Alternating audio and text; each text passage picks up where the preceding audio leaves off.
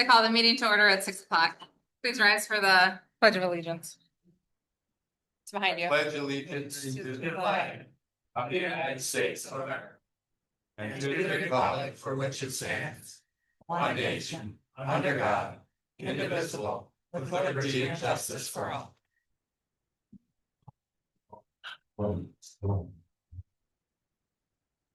Is there a motion to adopt the agenda? No, we want roll call. Yeah, to so, be okay. Roll call, please. Trustee Polly, Here. trustee Lappin, Here. clerk Palovich here, treasurer Ellery Summers here, trustee Kroll, Here. trustee Reiner, Here. supervisor Kujabaski. Here. Is there a motion to adopt the agenda as presented? I'll make that motion. Support. Aye. All those in favor of adopting the agenda as presented, please signify by saying aye. Aye. Opposed? Motion carried. This is the first opportunity for public comment. If there's anybody online who has public comment, please raise your hand. Seeing none, if there's anybody in the audience, yes. If there's anybody in the audience with public comment, please approach the podium. The time period for public comment is 3 minutes. I'm not sure if you'll be able to see it on the screen. That's all right. Okay. You begin whenever you are ready. Okay, my name is Edna LeBerry. I live on Lakewood Drive, and I'm here about a plight issue that is on the corner of Lakewood Drive and Larson Street. And I want to thank you, first of all, for allowing me to come here and discuss this with you, okay? I've been trying to get this taken care of for quite a while, even when Mr. Skibby was in office. And he would write letters, but that's as far as it went. There was no follow-up or anything on that. And so this year, when I came in to pay my taxes the last part of January, I spoke with Ms. Kujabaski about this problem, about it. And she took my name and number and she said, I'll get back with you. Well, I didn't hear anything. I stopped in different times and I'd miss her and I'd call and I didn't get an answer. So anyway, it was probably about 3 months later or thereabouts, I stopped in and I caught her here. And so I asked her, I said, is there a way that the township could send a letter and say that if this stuff isn't removed by a certain period of time, that the township would have it done at their expense? And she said, I'd have to talk to an attorney about that. And I said, okay, she's going to get back with me. I still haven't heard a word. And I called a couple of times after that. I left messages on the phone. I still never got an answer. Well, on the 15th of this month, I sent a letter and pictures of the problem.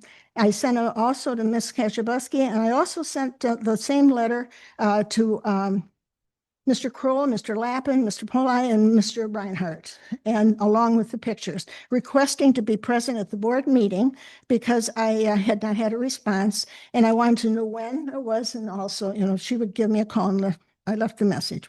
So anyway, nothing. So on the 20th, I resent that letter with a notation on there, have you received this?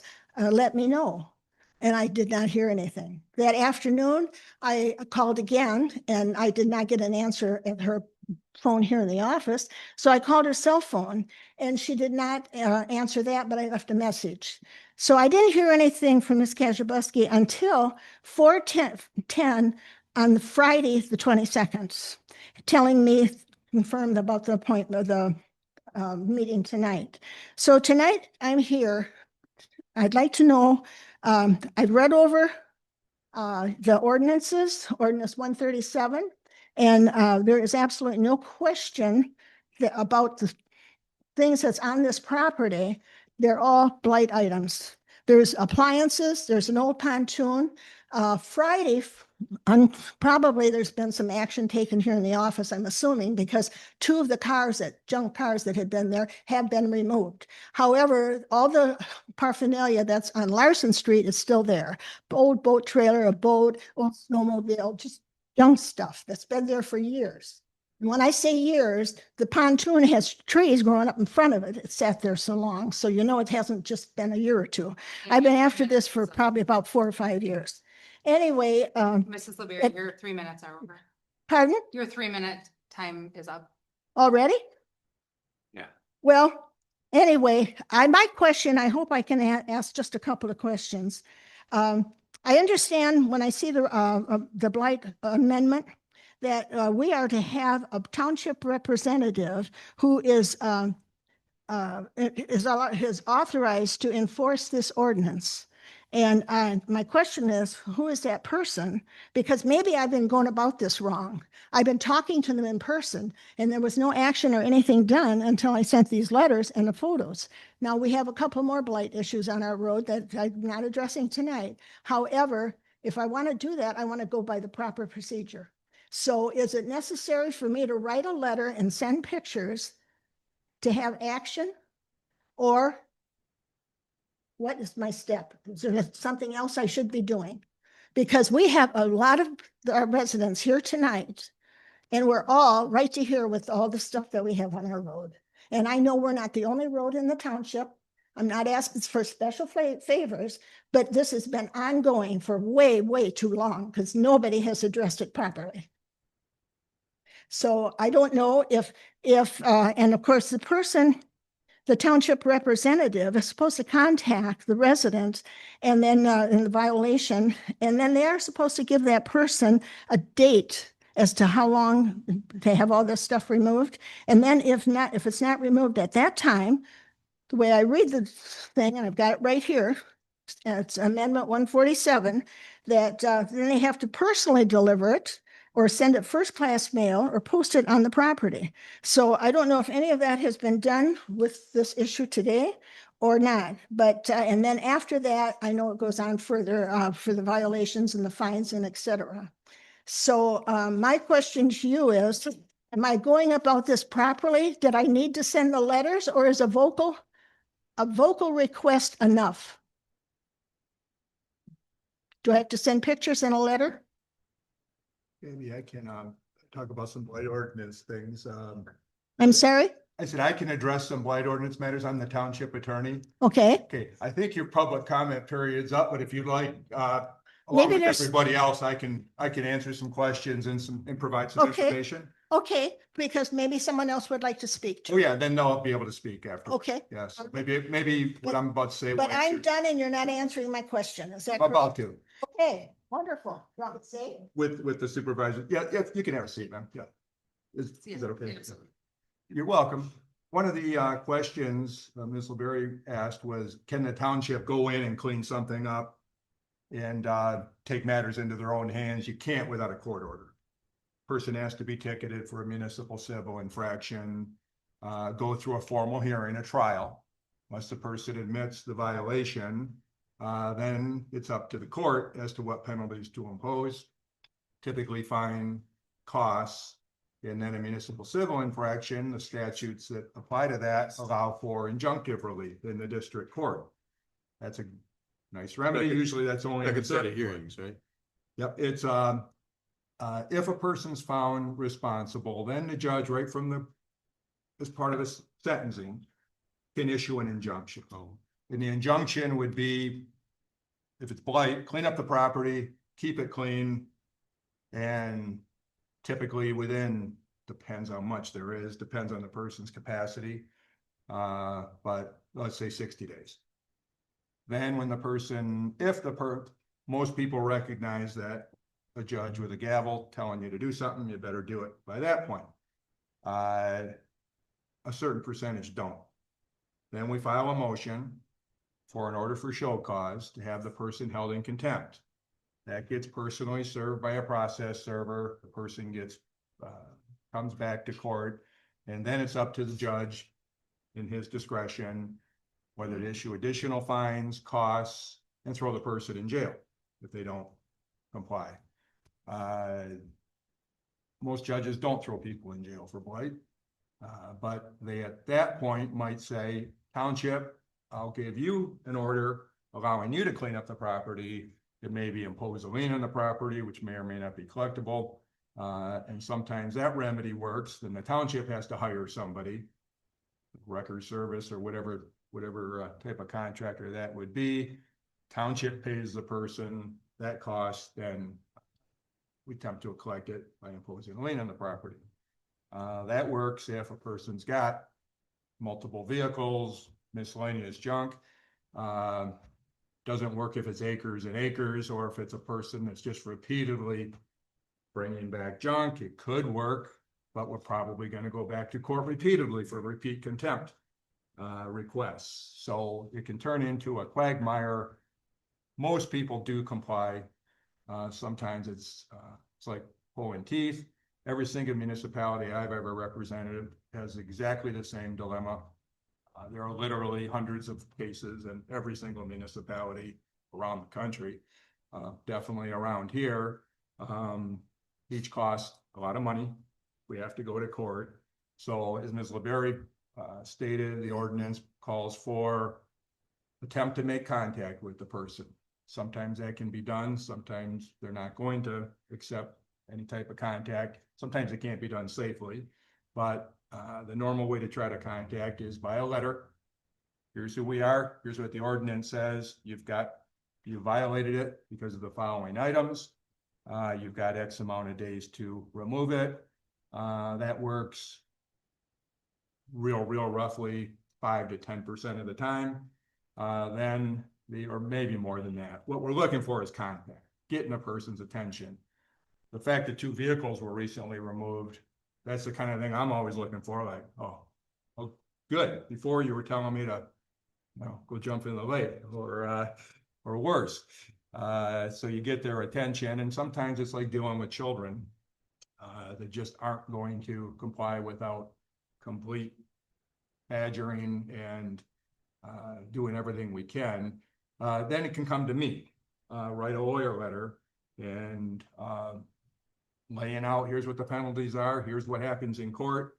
You could be held in contempt if you violate a court's order telling you to clean up the junk and to keep the property clean. It's going to hit you in the wallet. Could be up to a $500 fine, can be up to $500 costs, which most people don't want to pay. Also, a lot of these folks have been in court before.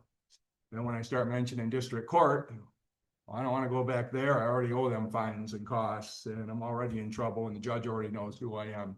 So sometimes that gets their attention, say another 50% of the time.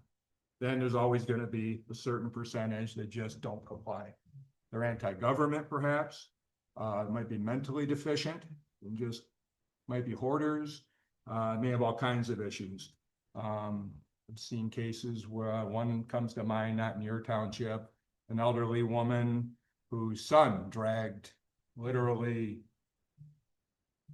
80 vehicles, maybe more, and scrap and junk and campers on her rural land. And then he gets sent to prison on an unrelated matter, and it's her property, and it's got all the blame. So this other township ticket her, get an injunction, we win. He says, I don't have any money, and I'm removing the junk like one bucket full at a time. And the judge looks at you and says, I'm not going to throw her in jail. What do you want to do? That case actually got resolved because she found someone with a wrecker and scrapped all the vehicles. But sometimes it's as frustrating as you can possibly get. But in most cases, we can get to substantial improvement. But sometimes it's like pulling teeth. In this situation, my understanding is Abby has written to the person to set the stage for next steps. I always think of it kind of like the road commission too. When I've attended meetings there, people come and say, our road's awful, you got to fix it. Well, there's 60 others that are on the list, and there's a limited budget. So it's the same thing with all my municipal clients in Blight. These cases are litigation in court. It can run into the thousands. So most municipalities can't afford, let's ticket 10 people at once. Let's ticket 30 people at once. Usually it's one after another, as your budget allows. And we can truthfully say to violators, your time's coming. We're not going to say in 9 months or in 6, we're not going to tell them when, but in the meantime, it's letters, warnings, and that's also evidence that gets introduced in the formal hearing. Judge, 6 months ago, we've written to this person, we wrote to, the attorney wrote to him, person wrote to him again. Here's a photo then, here's a photo now, and we win these cases. We always win, because we don't file frivolous cases, and the main evidence is the photos. Like, this is blight. And so that's the good news, we win. Bad news is it'd be like pulling teeth. But that's the procedure. Yep. I had a couple questions. One was whether or not we could rely back on Mr. Skibby's contacts with them, but apparently we're starting a new process. We can, we've got the same issue with some others too, that some progress was made when he was contacting people. And then now that he's no longer in office, do those people go, oh, I don't have to worry about it anymore? I'd say, well, let's do a fresh letter, may as well. Some of these people I've written to before too, some of them improve it substantially and then just go back to their old habits. In the pictures I looked at in this case, you know, there was at least 2 vehicles that I recall that shouldn't have been there. In fact, I don't think they were licensed either. And so unlicensed vehicles on property, I think, is a separate statute at some point. Well, it's a part of it's a category of the blight ordinance, Yeah. inoperable or unregistered or unlicensed. Yeah. So I'm encouraged that those are gone since we got the pictures. So I assume the pictures are fairly current. But the next process then would be a letter from you after this, and that's after 60 days.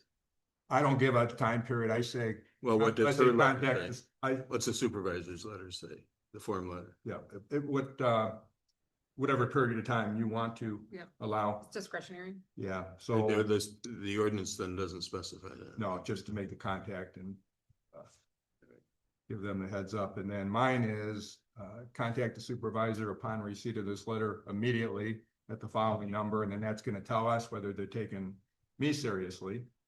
And I lay out all the penalties, potential penalties in court.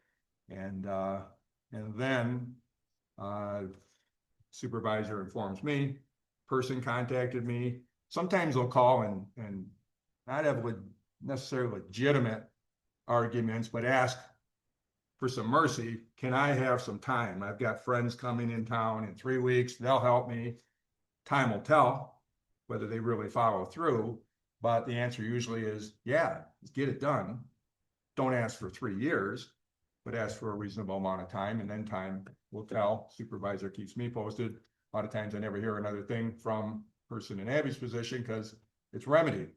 So I like putting those away. Other times it's okay. And Abby works with Lynn. Lynn will contact me also. Please send a letter to this person. Here's a copy of the prior letters. And I do my thing. And then it's okay. How many of these can we file? What's the budget allow? Which ones are the most egregious? Which ones have risen to the top of the list? And we've got one now that I'm preparing the tickets this week. It's a pigsty. This household garbage in a residential area, living in a camper on the property because the home's too dilapidated to live in. Extreme. So that person's has risen to the top of the list. Any other questions? This timeline, so that people can get a feel for this, from the first letter, assuming nothing gets done until we get to court, probably talking what, a minimum of 6 to 8 months. Yeah, once in court. Yeah. Yeah. And then once the docket has been filled, and then once the hearing has been held, then on top of that, you probably add another, well, the discretion of the judge, I suppose. Well, yep, and our district court judge has been excellent. So again, we win either through a formal hearing, or the person that's been saying, I'm not gonna do anything, don't tell me what to do, when they're standing in front of a judge, all of a sudden they change their tune. That's real common. Well, do you admit or deny this citation? I admit. I'm like, well, you were just telling me off out in the hallway And now you're telling the judge, yes, sir, I admit the violation, so. Gotta wear a black robe. Yeah, I should be wearing a black robe. And then the judge, what he's been doing in recent cases is rather than impose the penalty that minute, he'll ask the person, how much, you're gonna clean this up. How much time do you need to get rid of the blood? And he'll listen to the person. If they go like that, I'm getting help coming, I need 3 weeks. He's gonna say, okay. If they go 9 months, he's gonna look at me and I'm gonna go, no. And so some reasonable amount of time, and then he brings us back to court. So he doesn't issue a fine or cost at that point. He doesn't issue a firm injunction at that point. He says, okay, you said 3 weeks, we're coming back in 3.5 weeks. And Golden and the supervisor are gonna come back with fresh photos, and they're going to tell me, the judge, what does this person do in that period of time? Absolutely nothing, Judge. Sock it to them. Maximum fine, maximum cost, give us the injunction, and we'll bring them back on contempt of court for a hearing otherwise. So that adds to the Right. length, but by that point, we're firmly in it. Oh, yeah. Yeah, and oftentimes, thinking of a few recent instances with other townships, during that period of time where the judge brings it back, 100% compliance. Compliance, yes, but no relief for the cost. Well, the judge then may play with the fine, which we don't get. The fine could have been 500, so he could say, you know, I would have given you a $500 fine, I'm giving you a $250 fine. And then they'll ask me, how about the cost for the township? I say the maximum we can get through like restitution under the statute is $500. Oh, But I say, our cost has exceeded 500 easily. And I say, so please order $500, and you normally grant Okay, that so- request. So then, if you've gone through this whole process and spent, no doubt, a few $1,000s, we can get it hopefully cleaned up, and then we can recover $500. If they pay. Well, yeah, but then we put it on a lien the property, Mhm. and they may be a tenant. So at the end of the day, it's a complete expense to the township. with I tell very people, little- don't expect to any be recovery. reimbursed for anything, but, you know, just like a lot of things a municipality deals with, all right. Part of the process. Yeah, it's, And so it's budgeting for it. My smaller township clients, you know, their budget may be, gosh, a few thousand a year. Well, that's a case. And I don't charge a high hourly rate for, relatively speaking, for my municipal clients. So we're doing everything we can to keep it low, but got to be prepared for court, got to prepare for the hearing. And a lot of times it's dragging that person back over and over again. I think, one of the biggest things I hear, and I'm on the board, I think I'm on my 11th or 12th year, and what I always hear is the lack of communications. It seems like we hear about things that are happening, but not sure if they happen. Is there any way we could communicate better with our citizens and tell them what we're doing, where we're at in this? We're moving along. We got another 6 months to go before we get in court, but I think keep those communications open. I don't disagree, but one thing we're not in control of is if we've got like the case that we're filing this week, the pigsty, you know, we can report that one's going to be filed very soon. There are others that have varying degrees of blight where we can't say that's going to be filed within 6 months. And I don't want to announce, you know, to the TV audience that, oh, don't worry about that one, buddy, you know, have fun for the next year or two, because you're not high on the list, you know, and it's a lot of judgment call. But yeah, dealing with the community, that's usually a lot of times, unless, you know, we're driving by it, it's usually being reported from, you know, area residents, and it's usually a residential area. If somebody buried out in farmland, then maybe it's not as visible or as, you know, as important aesthetically, but that's usually it's coming to Lynn, it's coming to Abby, it was coming to Nathan Well- through neighbors. What can we do to improve the situation, like? Cause it's somebody's neighborhood everywhere. Well, I'd say for budget time, you decide how much you want to pay. But also it's, letters, attorney letters, and my efforts in writing to defendants, that's not an extra cost, that's part of your retainer. It's when we get into the ticketing and court stage that the expense increases, so. How many letters do you send? I was just gonna say, I probably send 5 to 15 a week. I have like 20 municipal clients, so I'm on a letter writing campaign, and Lynn and Abby That's had me. nice. Lynn and Abby have me write whenever they need it, which is frequently. Well, let me rephrase my question. Mhm. To a particular violator, how many letters do you send to that particular? I would only send one Okay. unless that actually triggers some response Okay, and they start the cleanup. okay, And then the ordinance enforcement person says, hey, send them another one of your friendly letters. okay. They started and stopped. And then, it'll be more forceful saying, this is the last one. And you started that, now here's what you gotta do to finish it, and you gotta what we're always stressing with these people is, because we'll see them in court, and they go, well, I can't believe you took me to court.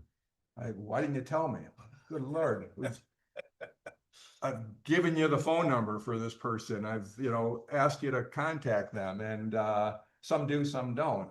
But, so we don't have a lot of, patience when I hear Yeah. that. But what I was saying about communications with whoever comes in with a complaint, maybe keep them abreast of where you're at with it. A letter, a phone call, or something to that effect, that you're probably going along these steps wonderful, but maybe it's 2 and 3 months where you may say, oh, this is gonna take a while, you probably won't hear from me for quite a while, but we're in the process. Anything to keep them informed. That's the kind of the thing that I'm hearing the most of, is to make the complaint, and then it seems like nothing's being done, but behind the scenes, a lot of things are being done, but they don't know about it. Keep informed. Yeah, that wouldn't be the attorney's job, because you don't Correct. want citizens contacting It's gotta me. come from us, Yep. this board. Yep. Right, But So who is our ordinance enforcement person? supervisor. Supervisor. yeah, some of my clients will hire retired police officers, part-time workers. Those people generally last about a year before they say this isn't any fun. Some of them hang in there. Cash, you got any spare time? Some of them do hang in. Ossining Township, Randy Fairbanks is on the board. He's a retired state trooper, trustee and ordinance enforcement official. Perfect guy. Bill Eslack used to do it for Sanborn Township. Got a city of Detroit police officer who does it, retiree who does it for El Sabo Township. Beautifully, they always write perfect reports and know exactly what I need, and they're great witnesses. So we need more retired police officers. But most, especially the small townships, they can't find anybody, so it falls to the supervisor typically. Your board could hire somebody, but again, budget and, the expense of that. I'd like to see this board take into consideration, maybe adopting a 3-person committee, a temporary committee, to talk about this more, how we can get more involved in helping our citizens get through this blight issue that's costly, it's a pain in the neck, it takes a long time, but somehow that we can give them information that's gonna be beneficial and help everybody. I'd suggest we make it's a temporary committee, bring it back to the board to see what the board says with it. Okay. I think that should be an agenda item and not, I think that should probably be put on an agenda as opposed to just winging I it. can put that on next month's agenda. Yeah, that's fine, but I'm saying just something for the board to think about, and that we can move forward and take care of this problem. How many current blight, how many blight cases do we have in our township? I would have to look at the list. We have a lot, well over 30. That you're 30. actively working. Yeah, well, I'm not actively working. I can't actively work on all of them. But there's well over But 30. you can, just for an example, if you say there's 30 just Mhm. out there. So we could easily send 30 letters, right? So I don't know. I mean, if we have 30 and you can't actively work on, I mean, I'm just trying to figure it out in my head, but couldn't 30 letters be sent out and then kind of see what happens with those? They can be, but then it puts us in a position where I'm sending out a letter and can't, I'm not And there's no, physically able to. there's enforce no it. no teeth behind it. Yeah, yeah, that's the problem. But even, don't you So- think even if somebody got a letter, they might think, just with one letter, they might think, oh, they're paying attention to me. I'm in their eye. It's possible, but there again, it falls into the situation of where does the board want me to prioritize my actions? Do you want me to spend my time writing 30 letters? Well, you can do to, one letter. I mean, like- basically it's the same. You just change out, it wouldn't take. Well, what the problem is, I think. But she's is gotta if we drive by open him that- first, Yeah, if we right? open that door, we better be It's able more to than go just- through it. It's Right. more than just writing the It's not, letter. right, it's not just as simple, somebody calls and makes a complaint and all these things happen. There is a process, we follow the ordinance. Right now, I'm acting in order of severity of what they are, and as Tim said, we have one that's gonna be getting a ticket this week, and then we go from there from it. I mean, if that's what the board wants to see me doing with my time, I can do that. He requires site visits too, because sometimes, occasionally we'll get a Hatfield versus McCoy situation where it's one neighbor asking the township to fight their battle for him and it's not blight. And so the supervisor or retired police officer has got to eyeball it. We can't go on the property without permission, without an administrative search warrant, but a lot of times the neighbor allows you to get on the property so you can get a good view of it, or you can see it from the street in a lot of cases too. But it requires, and that's sometimes why other municipalities hire somebody, they go, all right, you take the ride out to this area and you photograph it and you spend, your day checking on the blight cases. So, Well, like if we get a complaint, do we keep a log, like, it was received on this day and given a number, do we, you know what I mean? I would keep. So when I started here, there was no such thing. I have recently in the last 2 months, maybe 3 months, started a log. I think it's Uh, longer than that. Yeah, maybe. Early spring. Yeah. Early spring or at least sometime this summer, I started a log because I couldn't keep up with all the complaints. I mean, I think my report for this month said I had 13 or 16. But those are just the ones that I can actually log. I mean, I don't know, you'd ask anybody in the office how many we receive on a daily basis.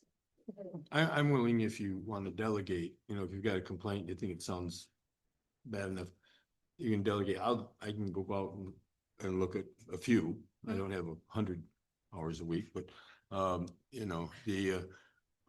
but I can take some of that off your back. The problem is, though, as Steve said, is writing a letter without the budget and a plan, expectation to follow up actually weakens our position. Absolutely, and this is, again, not something that is, first of all, something that I take lightly, and secondly, not something that I'm just willy-nilly doing. I've spoken to Mrs. LeBerry every time she's been here. We've had this discussion.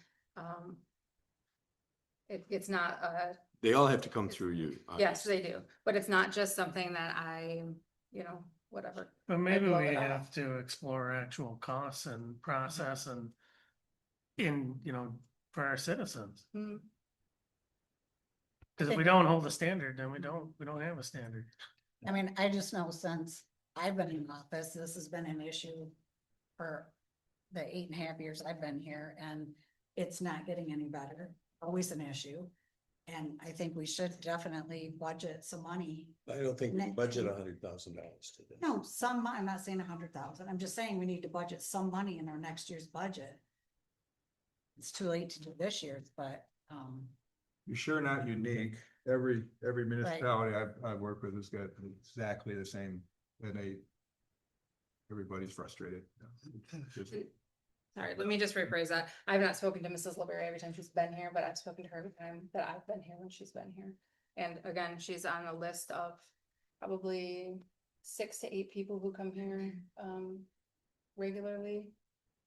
I address what I can address when I can address it. I'll move your microphone Yeah, get down your so they can mic hear you. Can you hear me now? Oh. Okay.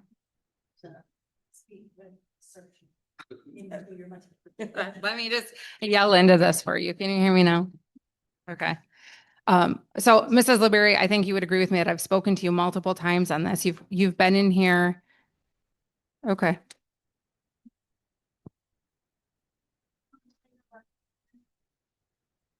Send a letter, and if the township could give them a date to have this stuff removed, and if not, if the township could have it done and have it added to their taxes or whatever, but at their expense. And you told me you had to talk to an attorney regarding that. Now, you know, if you read ordinance number 147, it's very explicit in section 3, what the violations and the penalties are and how to go about it. I don't see where it's such a big deal. And I'd also like to know who is the township representative that has been authorized to enforce this ordinance, because the ordinance itself, and this ordinance 137, very nicely written, it covers a lot of things, but if it's not enforced, it doesn't mean a thing. And that's the same way with this. You don't follow procedures and don't follow through, the ordinance is no good. So who is the person that is the one that is authorized? I am the person authorized. Yes. So you are speaking to the correct person.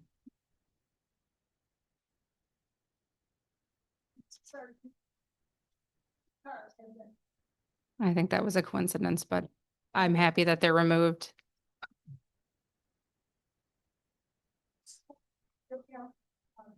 So when they can have this corrected. And then if it isn't corrected at that time, you're supposed to check it. Yes, I'm aware of what the ordinance says. I'm aware. In the interest of time, I think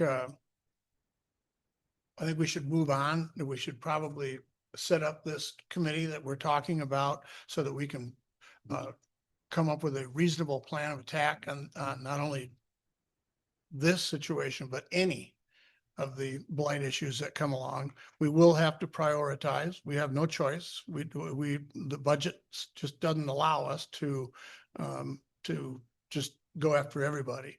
And so I think just in the interest of time, we should not to make this, shorten this whole thing, but I think we've dealt with it, and I think we should try to fix it, have a solution to fix it. Yeah. Oh, me too. I'm sorry that it's taken that long. Obviously, everybody on this board is now aware of this. And so, unless there's other comments. Is there any other public comment? Got one. Okay, go ahead. Please approach the podium. My name is Ed Barrett. I live on Lakewood Drive also. We went a lot of conversation here tonight, but nobody said anything what they're gonna do. So what are you gonna do? You're gonna issue a letter? And when are you gonna issue the letter? At liberty to discuss that. Yeah, worried about budgets. We're worried about budgets. How long does it take to issue a letter? The letter has already been issued, sir. Pardon? The letter has already been issued. Yeah, It's already been issued. okay. Okay. So Point of order. have they sent it to the person? Yes, it's already been sent. There's When already was been that? a letter sent. When was that? I would have to go back and look at the date. Point of order, this is not appropriate. Yeah, Conduct to the meeting. this is discussion. The whole point is, I've heard a lot of conversation here tonight, and no remedy, no nothing. This is what government is about, right? Do nothing. You need to step up and do your jobs. We're worried about budgets. Well, how? I'm just frustrated because this is my first time I ever went to a township meeting, and I see how government is run. Nobody takes responsibility for what they're supposed to be doing. Edna's been at it for 4 years. I've been living at Lakewood for 20 years at my cottage, and that stuff has been there for 20 years. But nobody does a damn thing. Thank you.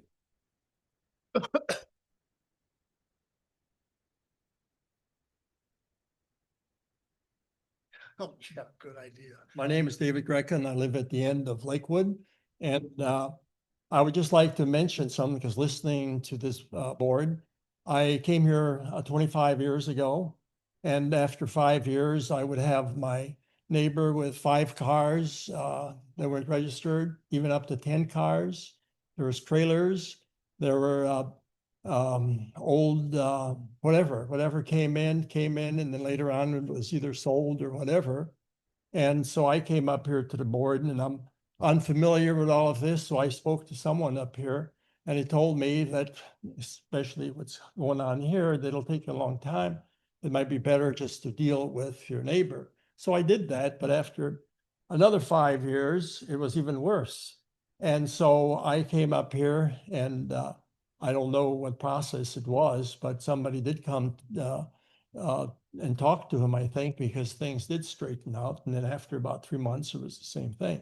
So I don't know too much about all of this, but I think that something should be done because the same thing with Edna, I talked to her the other day and when I see what the results are, the same as mine were maybe 20 years ago, because I was there 25. So to me, we've been talking here for 30 minutes and the whole process that I'm listening to now is the same process that happened 20 years ago. And so, and I understand, I mean, I'm not pointing my finger on anyone. I'm just saying that this whole process is sort of systemic and I wish and hope that something down the line and whoever would be responsible maybe to change this whole process. And so that's just a statement that I wanted to mention to you. Thank you.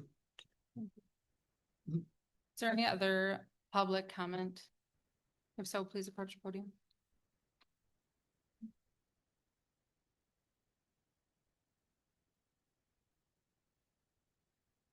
My name is Joe Hool. I live on Lakewood Drive. And we bought a cottage on Lakewood Drive in 1989. And we subsequently bought another piece of property further down the road on Lakewood Drive and built a house on that and sold the cottage. But when we bought that cottage, we renovated it. And after we renovated it, most of the houses on the street, we noticed, started to get nicer. But there were 2 properties on that street that got worse. And they're right across from each other. And they've been that way for a long time.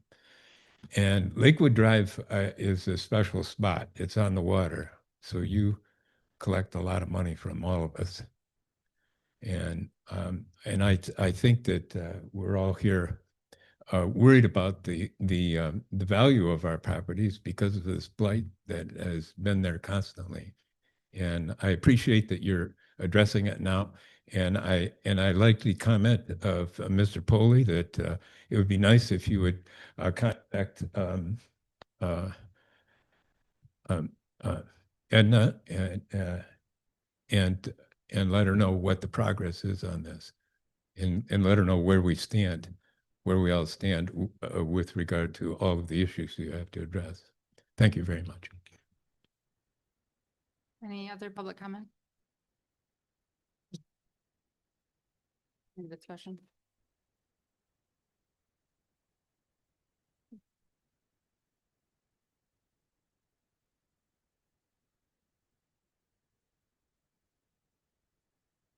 Motion for the consent agenda. Gotta talk louder. Is there a motion to approve the consent agenda? I'll make that motion. Support. Who made support? With Russ? Give it to Russ. He needs the support. Roll call, please. Clerk Flavich, yes. Treasurer Ellery Summers. Yes. Trustee Kroll, Yes. Trustee Reiner. Yes. Trustee Foley, Yes. Trustee Lappin. Yes. Supervisor Kozibowski. Yes. There's no old business. Moving on to new business. Which is, excuse me, budget adjustments. There's a lot of budget adjustments. They are mostly for the property insurance, getting that to the right department, and for IT, which will come into play for new business item number 7. most of the money is coming out of elections because we had a lot of extra money in elections this year because we had no elections, so. Do you have any questions on any of them?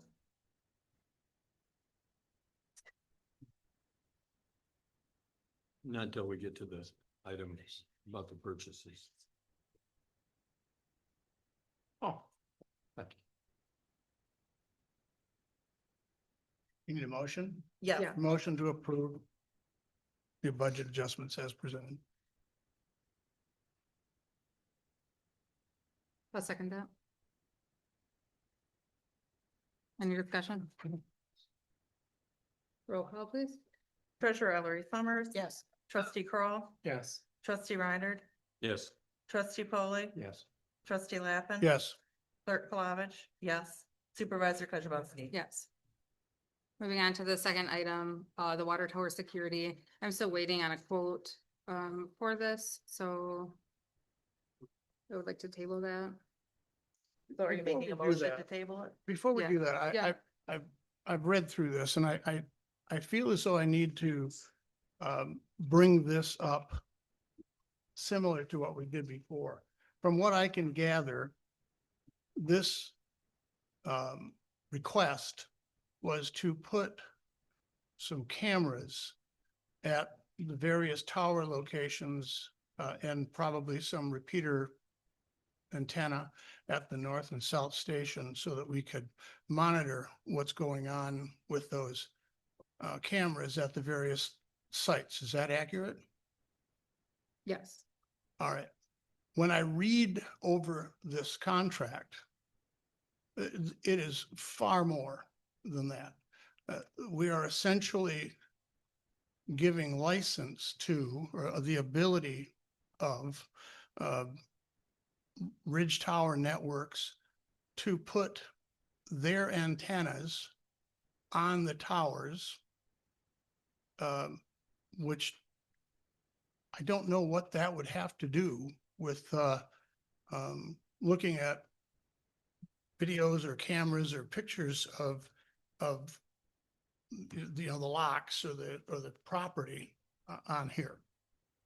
But I think what troubles me the most is that as I go through the agreement, again, I don't see where it has anything to do with a specific item, because this cameras to me would be a one-time deal and be done with it. When I look at the agreement, it would be signed by the owner of Ridge Tower Networks, Chris Stevens, and would be signed by you. And that to me sounds like a direct conflict of interest. And that is very troubling. It's, I don't know how it could be anything other than, if not a direct conflict of interest, a indirect conflict of interest. And so I called somebody who I know does this for a living, and he has not been reached for providing a quote.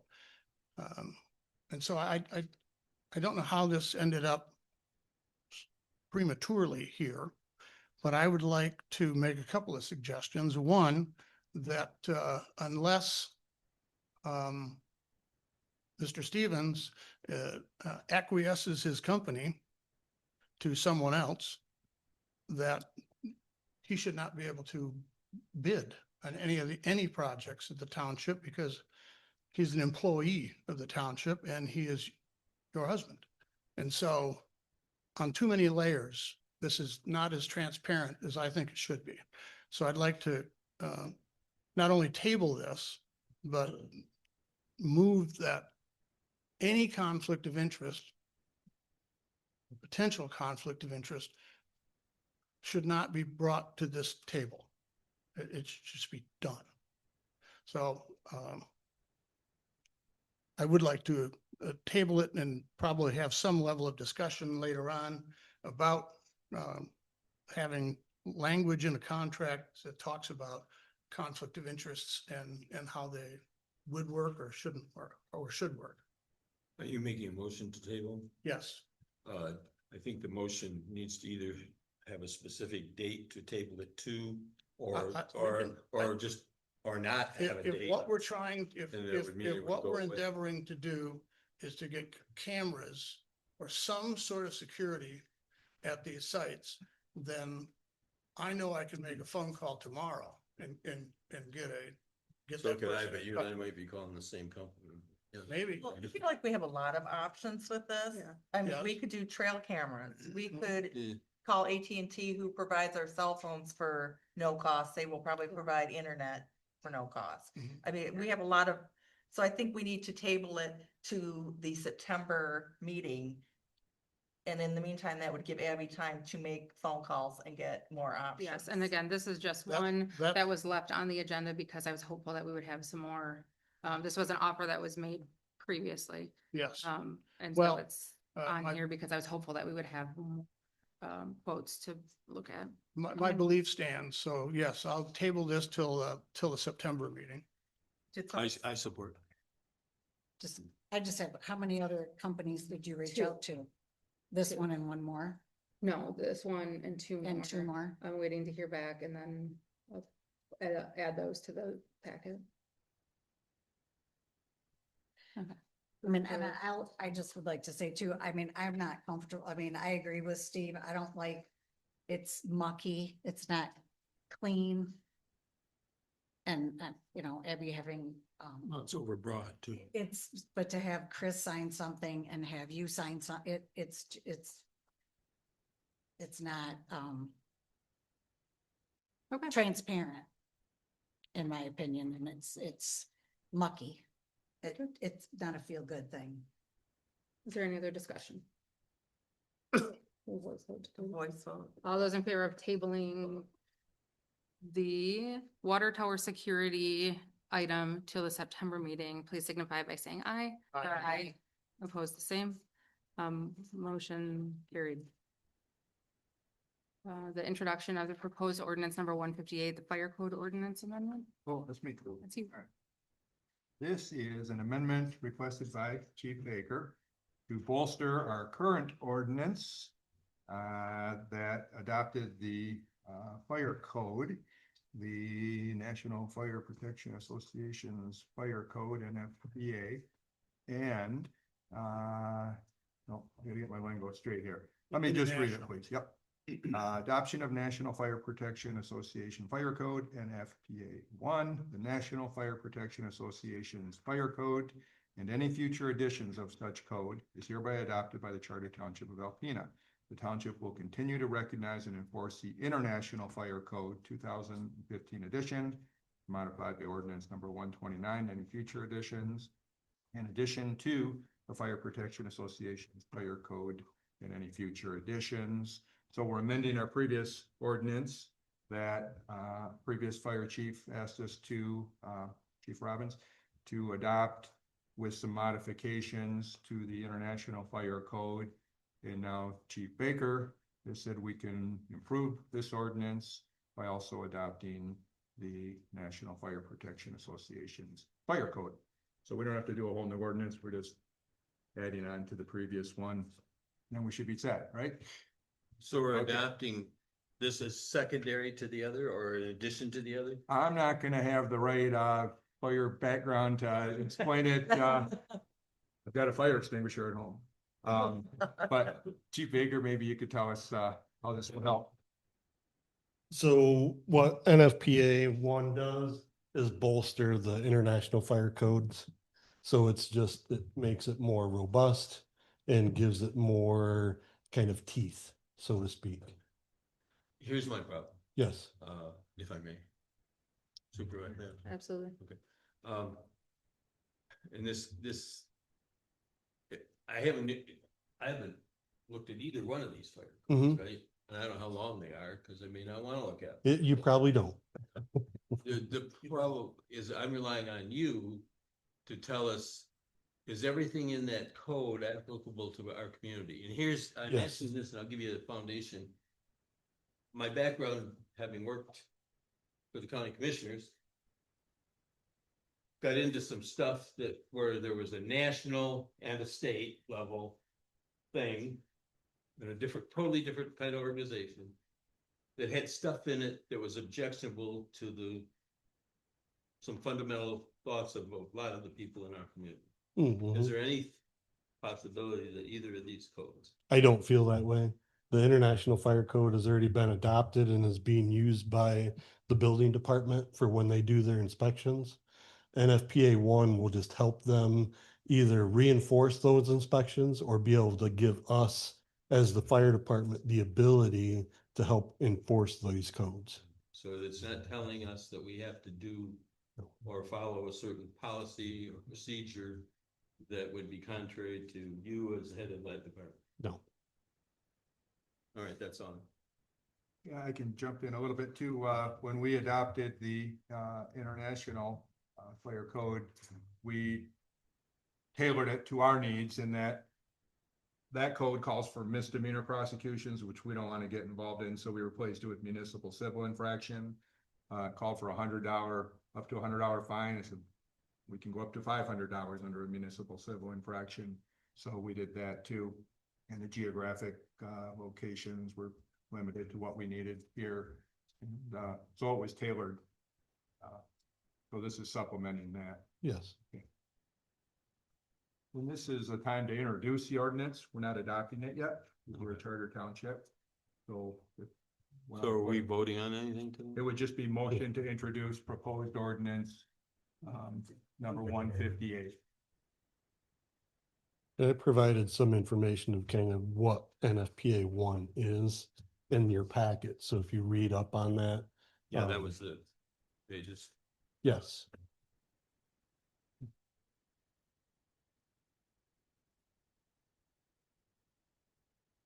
So you're waiting for somebody to make a motion? Motion to introduce proposed ordinance number 158. I'll make the motion. I'll support it. Any other discussion? Voice vote, still call? Voice of Okay. All those in favor of the introduction of proposed ordinance 158 signify by saying aye. Aye. Opposed? Motion carried. Thank you.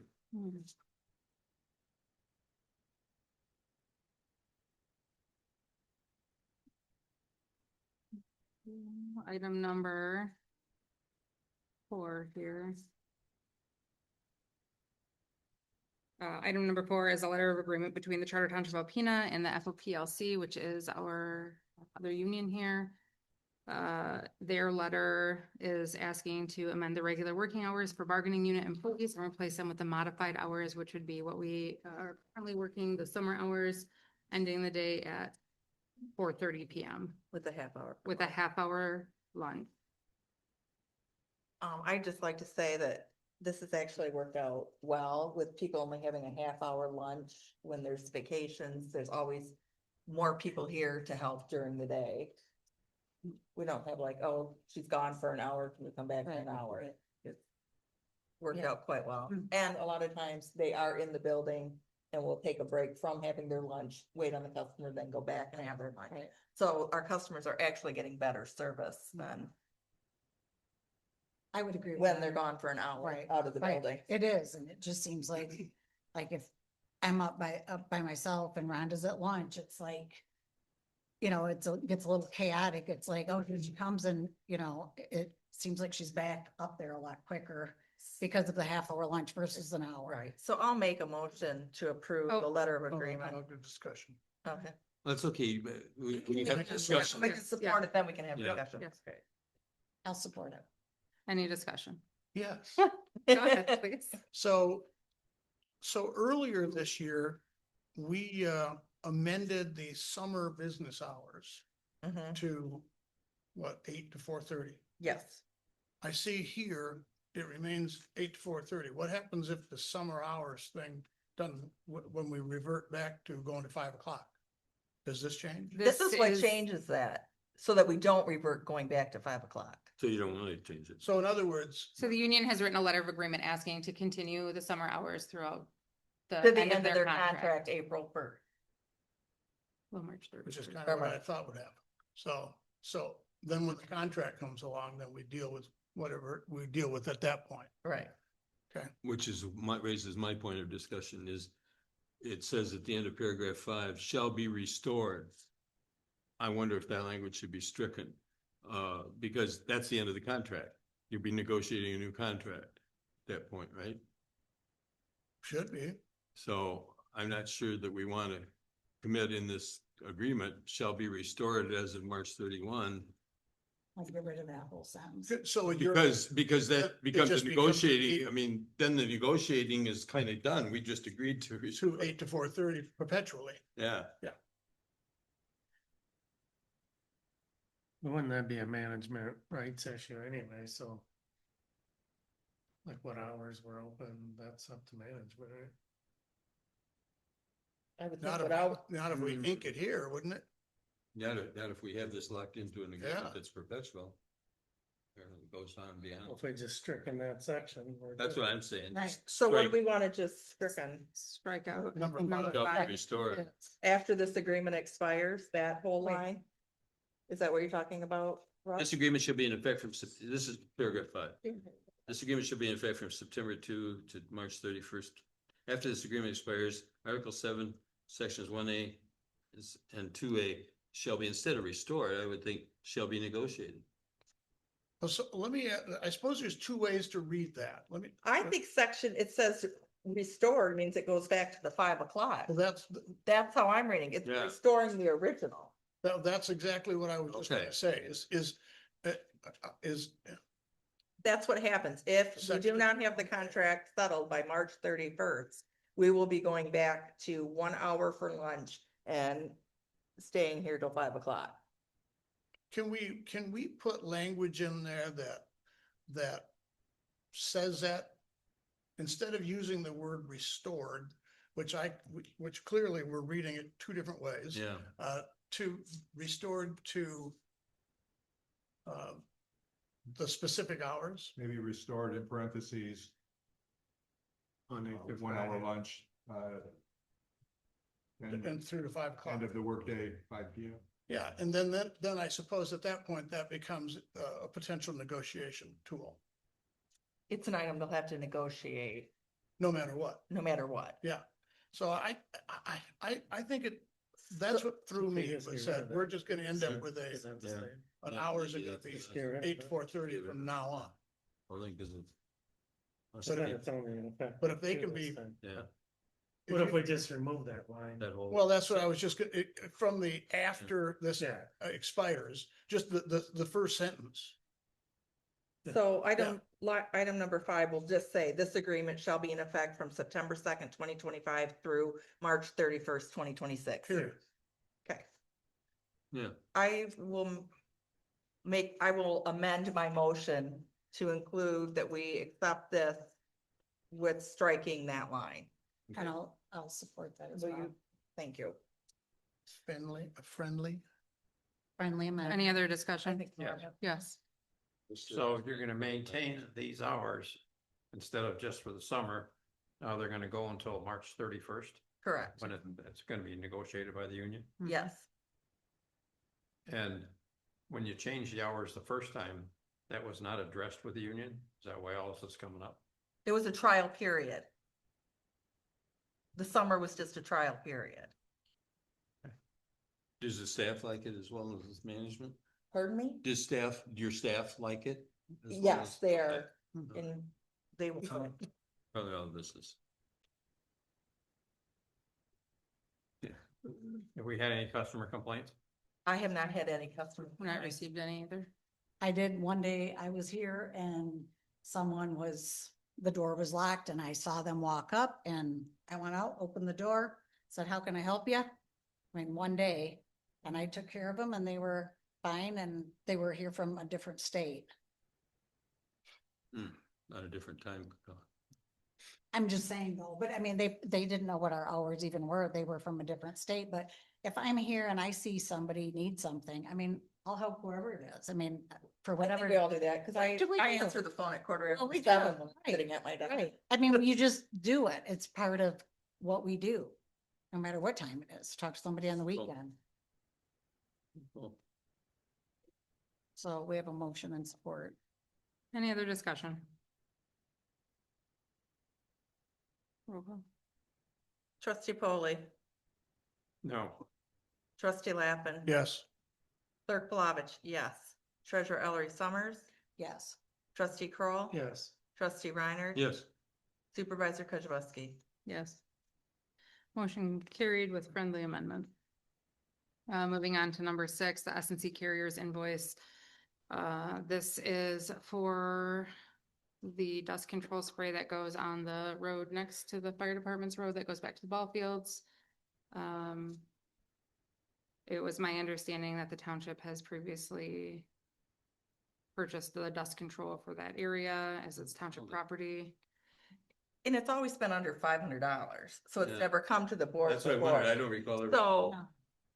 it was a big increase this year, which is, again, I'd like to encourage the policy and procedures to change the $500 limit in our It's policy. on my list. Okay. I'm tax season wide open. I know, I'm just saying, then, Get What- you right when you're done with Just this. like election time. Right. Can be.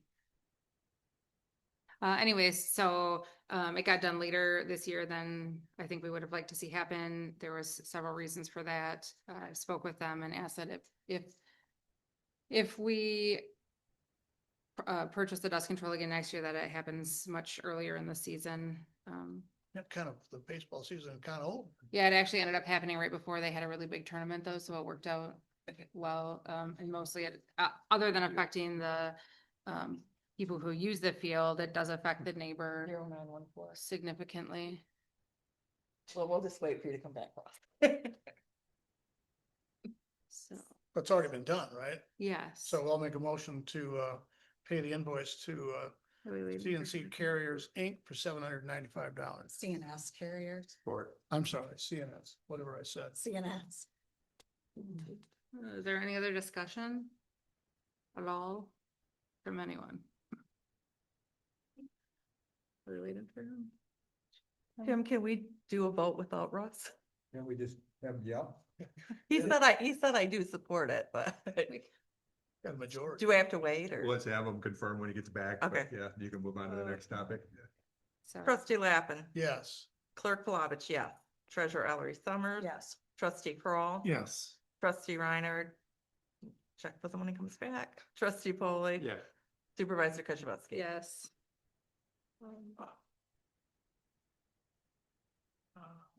Motion carried. Next up is I'm sorry, I'm You're taking over. fine. Go on with your bad stuff. I'm You're just doing ready. great. Is the Form L4029 that we complete every year. It's signed by myself and Abby. It is what we have to complete in order to collect taxes in December, and it shows how many mills we're collecting for operating and how much for the fire operating. It didn't go down any. It didn't go down any this year? We did not get the rollback this year? No. It's the same. That Number. 1.29 was the original millage back in I know that. 1978. 24 was 1.0103, now it's 1.000.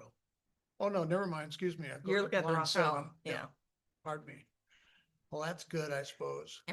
It's the same as last year's. Yeah. Yeah, we didn't get the rollback this year. Is this just informational or do you need a motion? We need a motion to accept it as presented. I'll make that motion to accept it as presented. I'll support that. Any other discussion? We're making a motion with support five. to, Just one, CNS carriers, did you Mhm. vote yes to pay that bill? I do. Am I the last one to vote? yeah, Yes. Or the first one? yeah. So we have a motion and support to approve the L4029 as presented. Is it a voice vote or?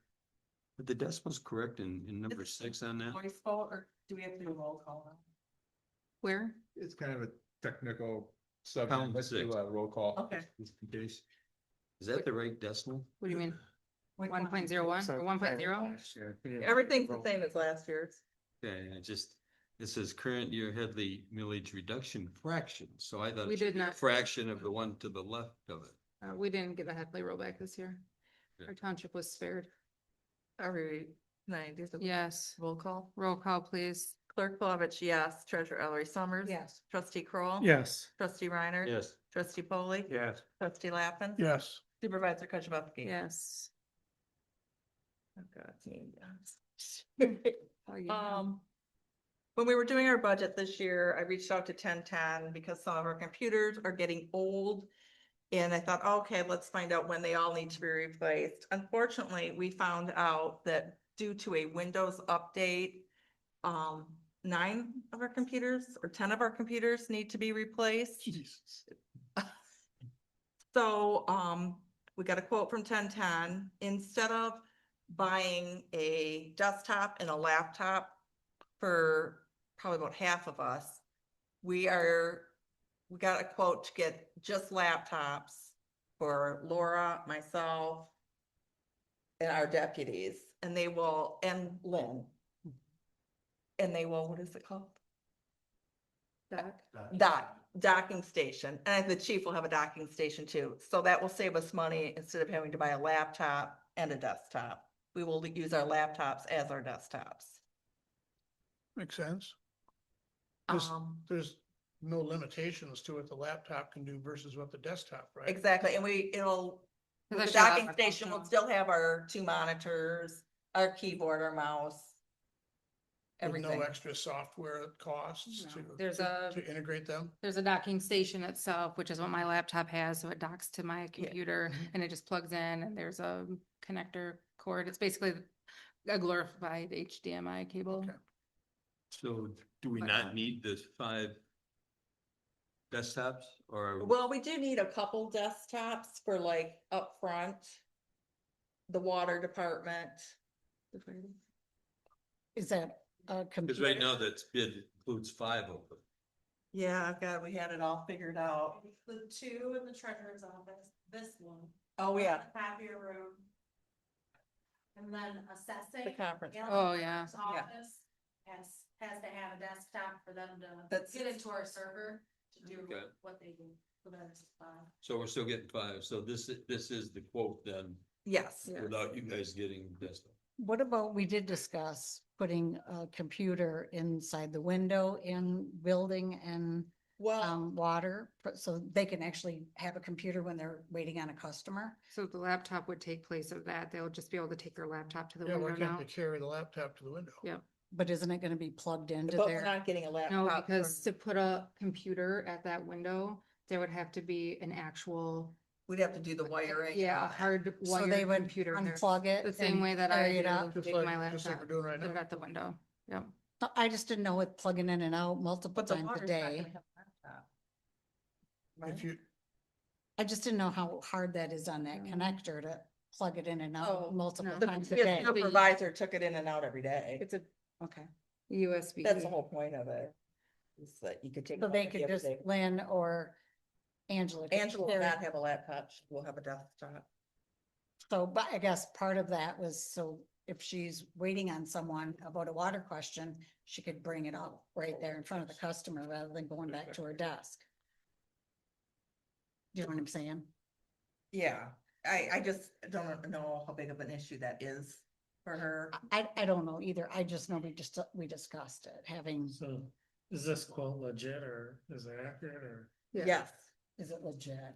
and then it would be paid out of the GLs that are attached on the last page, which the budget adjustments we approved put money in all these GLs.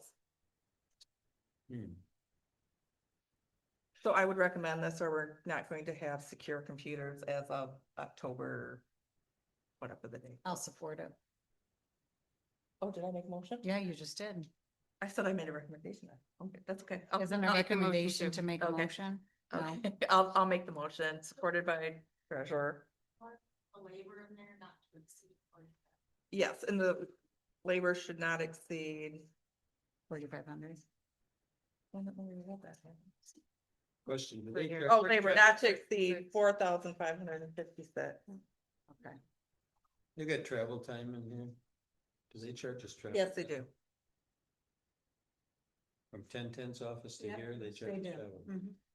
I would make other suggestions, but it'd be perceived as a conflict, so I'll just support this. the one thing that I do wonder, are we in discussion now? Yeah. Is there any reason? I think I kind of know the answer before I even ask it, but I'll go ahead and ask it anyway. How do we know that this hardware is a reasonable price? You know, and the eternal argument is buying the hardware from company A and then having company B install the software and blah, blah, blah, and everybody's gonna be pointing the fingers at everybody else. So I don't know if there's something unique about this software. Or is it just the normal Microsoft? It's the whole computer. We have, the computers will no longer support that. No, I get that. I get that. But so would it matter if we bought it from 1010? Or why, I guess the question is, why aren't we bidding this out?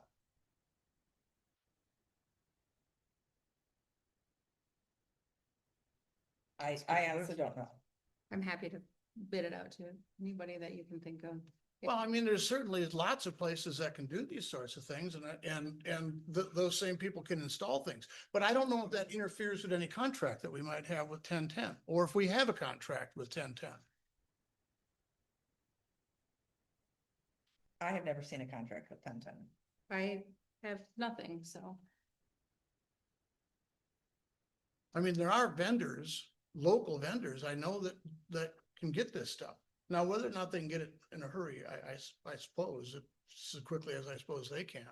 And I don't know if Dell is the preferred one, or if, I don't know if we're opening a can of worms if we do this. Or And so, compatibility kind of thing that they all talk to each other. yeah, I don't think that's a hardware issue. That's more of a software issue.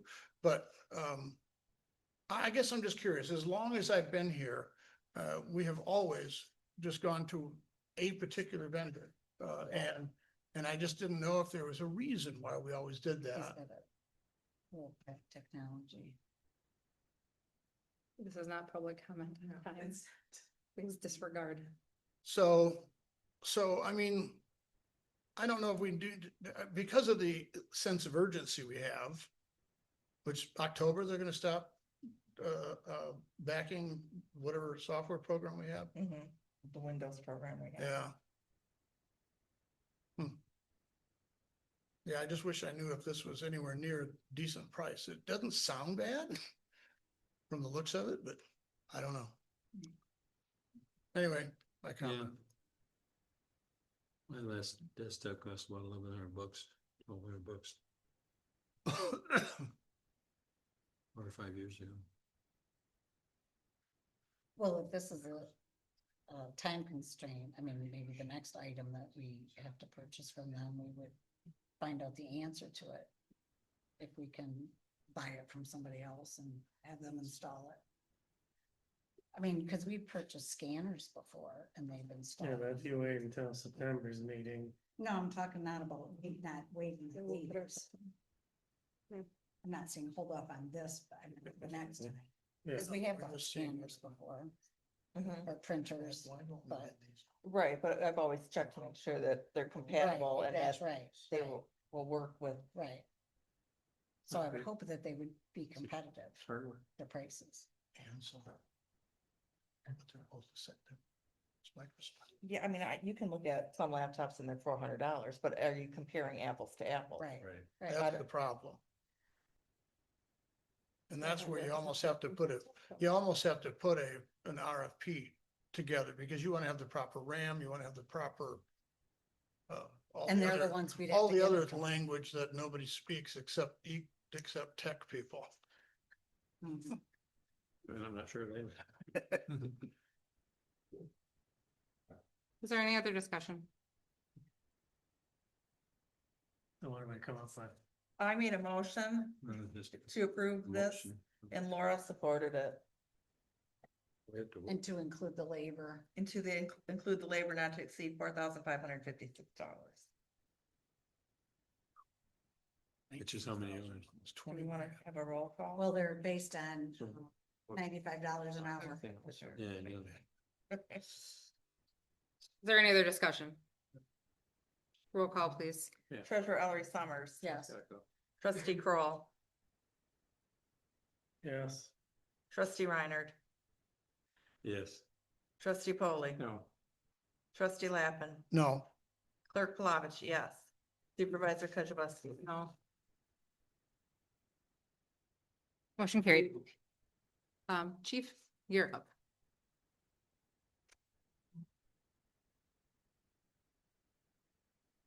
Just like, just a quick update from the fire department. In the month of July, 125 calls for service, a 16.8% increase from last year. That continues our growth of almost 25% for the year. And we did just recently go over 1,000 calls for the year. Since January, incident responses are trending with more responses during the hours of 7 to 5, Monday through Friday, with almost 400 calls. And it tells you about the rest of the times through there. The biggest concern is that it's nearly 1 in every 3 incident that there's only 1 responder going. We have 2 on duty, 1 at the North Station, 1 at the South Station. And what that means is just that person is going and responding to the call. So we've got to start working on some of that to bring in where are most of those in that time frame. I've tried to pull out most of the ones that are during the daytime so we can see what that data is going to interpret for us to make sure that are paid on call. What kind of responses are they doing? Is there a need for upstaffing during the day? Those types of things. So one thing I did learn at my conference that I just went to in Florida, and I don't suggest going to Orlando in August, but it is to make sure that we're utilizing data correctly. We're not being driven by data, but we certainly are going to be supportive of that data and let it show us what we can do to improve and how can we do that. So it's not being our main focus, but that is the current trend nationwide across every fire department, is to utilize data and utilize it properly. Significant incidents. 2 of our crew members were recognized recently, Lieutenant Stevens and Firefighter Hoskinson, with a life-saving citation from the city for saving a choking victim with the ambulance crew from the city. That was presented at the city council meeting. So that was a nice presentation that they did for that.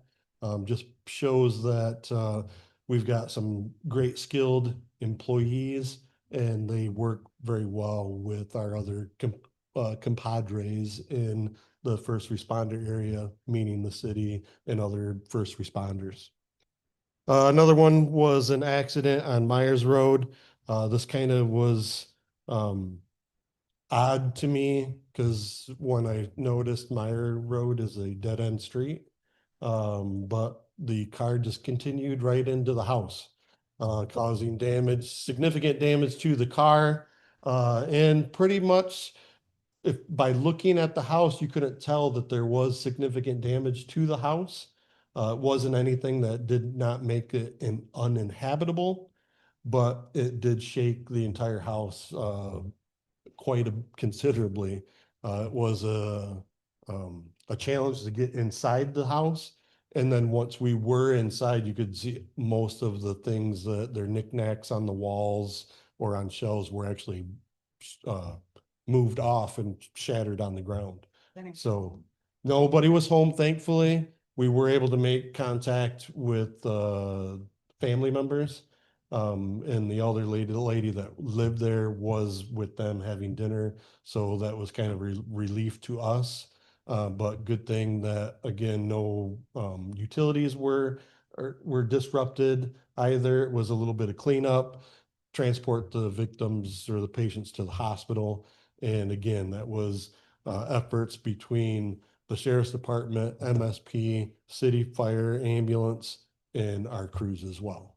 So was a great time. Did you want the undershirt to speak? Yeah. Continue with training activities. So for the year, we've got 649 hours of cumulative training for the department, which is great. We're continuing to increase our numbers.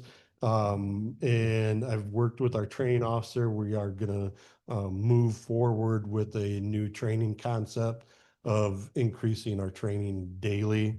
And one of those things was, again, our cooperation and our partnerships with the county departments. The city fire offered a class that was hosted, was at their facility, sponsored by the college for lockout tagout, which is a requirement through my OSHA that we do every year. We typically did a online class for that. Lockout tagout is basically if you have an energized piece of equipment, how to lock out the power so you can actually work on that piece of equipment safely. I know firefighter Mendika did take part in that training, and it was a lot more worthwhile than the online training that we did because you actually got to do some hands-on. The other things in here are under new business 8 is the R&R invoice that was from last month. I mentioned that engine 2 needed a water pump, and that is the invoice for that. Number 9 is overhead door proposal. So both the north and south stations had overhead door springs that broke, each costing over $400. And I think they also did you include the new quote for replacement of doors? I can't remember if that's what you did as well. The only thing I have from overhead door is 2 insulated overhead doors. Okay. The only thing that's in the board packet is the 7,314 for the new doors, I think. Yes. Okay. Yeah, that is the quote, as I remember when I was coming on to the department last year, money was set aside to replace some of the doors. And this is just a continued follow-up of that because we are experiencing some significant issues with one of the doors. Appears that one of the panels could fall off at any day. And we just have to keep up with these doors. Unfortunately, they are used significantly more often than your garage door. And they are more expensive than that. With this, if we are able to get new doors, my goal is to make sure that we know all of the ins and outs about any preventative maintenance that we can do to help make sure those doors last longer. But this is just one of those things that needs to be taken care of, as we had another issue on the south side where the door actually came off of the retractable arm that comes up. The arm came off, so we couldn't get the door up. So that we're continuously putting money into these doors that do need some replacement. We had already approved purchasing new doors. There were, but that's why I'm following back up on this because I don't know where that stood because only one quote was provided. I also, Kevin Pauly had sent a guy over here to measure up the doors and give us a quote, and that was several months ago, and he came, he measured, and never heard from him again. Okay. Well, because winter's coming too, Right. so. And it's important that we get these doors, Right. fixed. So this is the only quote we have. It's the only one. To my knowledge, that's the only one that was provided when it was put out to others. Well, I did have somebody else come, but they never provided a quote. But did we send it to all the door people around? I think this is the only one in town that I'm aware of. Overhead, and what about, Yeah, Northeastern window and door. Yes, we're moving ahead. We haven't taken H. Should we? Right. Yeah, we need a motion to approve the quote from R&R, I'm sorry, up the bill. Yes, I did. What was that on the water? We did the water pump last month. What I'm seeing is a door. me too, that's what I was just gonna say. We This got is a exterior door. repair door. What was that? I thought it was the invoice for the water. We did the water pump last meeting. Yeah, this is for fixing a door. Yeah, so I looked at a different one. That is for the handle on the engine 2, the rear cab door. the handle was not functioning properly and had to be replaced. And unfortunately, that was the cause of the door handle on a fire truck. No, engine two is the one on Southside. Again, that's Check the price of one for your lease. that's the oldest truck in the fleet for the engines. I talked to some fire manufacturing companies while I was in Florida. Right now, the story was for the past few years that a ladder truck would be over $1 million and take 3 years. Now its engines are climbing. You're looking at $900,000 with a 3-year build on an engine. Do we wanna make these motions individually or? I would think so. I would think Yes. so. All right, I'll make a motion to approve the invoice from R&R for $752.75. Support. Is there any discussion? Roll call, please. Trustee Kroll, Yes. trustee Reiner. Yes. Chipoli. Yeah. Trustee Lappin. Yes. Clerk Palovich, yes. Treasurer Ellery Summers. Yes. Supervisor Kozibowski. Yes. Moving on to Sorry, I was getting ahead of myself. your fine. Moving on to item number 9, which is the overhead door, excuse me, proposal. So all that stuff I just said about them starting to fall apart, that's what this is about. So what Still door is applies. this for? So I know it is for the rescue door here. I actually, I believe it's for both of the doors here The and both one front at doors? south side. I don't know, that So this- information was not given to me, but it should be for 3 doors. Yeah, it just says two double. 2, Yeah, there's probably 1 at each station then. So it's got 2 overhead doors, and then it goes on to, a little bit later, it says 3 24 by, windows. or in the doors. They're in the doors. They're in, but the windows are in the door. Why do we have another bid? That's a separate Oh, okay, separate problem. okay. We'll get to that one next, one number at a time. All right, that's fair. Well, Yeah. I guess either place, wouldn't we want to purchase the door, since there's 2 doors at both stations, wouldn't you want to purchase both doors at the same time? So you're not buying one and then a year later, the other one's. Looks different. Well, right. Yeah. I mean, So you're saying you want to replace all 4 doors, is what I'm hearing you say? No, so possibly. the original proposal was probably back in late October, early November of last year. And that would tell exactly what Chief Pless had presented to you guys about what doors to replace. I don't think he ever presented it to us, did he? There was money that was supposedly, this is me just remembering when I was up here, not officially hired yet, that there was monies that were moved to cover whatever that was. Cause there was talk of about $11,000. Well, wouldn't it make sense to buy 2 and 2, not 1 and 1? It all depends. I'd have to look to make sure and verify what doors are actually needed, If there's no- because there was some that were No, that I- don't need to be Isn't there replaced. proposal with both doors, both of these At and the both? South Station? I have to look into which ones that they had picked out prior and see if those are still continuing. But I do know for a fact, the rescue door here has got a significant issue. I would have to double check down at Southside, if any of those were ones to be replaced or not. You remember it all? Okay. Remember one, I think so.